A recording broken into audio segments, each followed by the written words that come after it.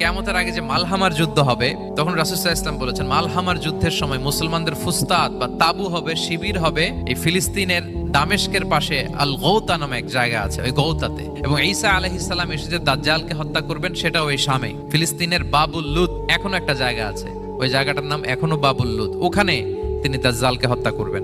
এবং সেখানে একটা সাদা মিনারা আছে, ফেরেশতার পাখায় ভর করে ঈসা আলাইহিস সালাম তখন সেখানে নেমে আসবেন।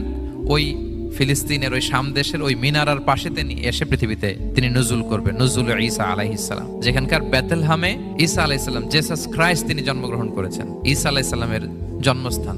তাহলে 3 জাইতুনের শপথের মাধ্যমে মূলত আল্লাহ তাআলা ঈসা আলাইহিস সালামের জন্মস্থানের শপথ করেছেন, কারণ সেখান থেকে ওহী বিচ্ছুরিত হয়েছে, ওনার কাছে ইনজিল নাজিল হয়েছিল। এবং এই শামের মর্যাদার ব্যাপারে অনেক কথা আল্লাহর হাবিব সাল্লাল্লাহু আলাইহি ওয়াসাল্লাম তিনি বলেছেন। আল্লাহ রাসূল সাল্লাল্লাহু আলাইহি ওয়াসাল্লাম যখন মেরাজে যান, তখন মক্কা থেকে এই শাম দেশে ফিলিস্তিনের বাইতুল মাকদাসে রাসূল সাল্লাল্লাহু আলাইহি ওয়াসাল্লামকে নিয়ে যাওয়া হয়েছে।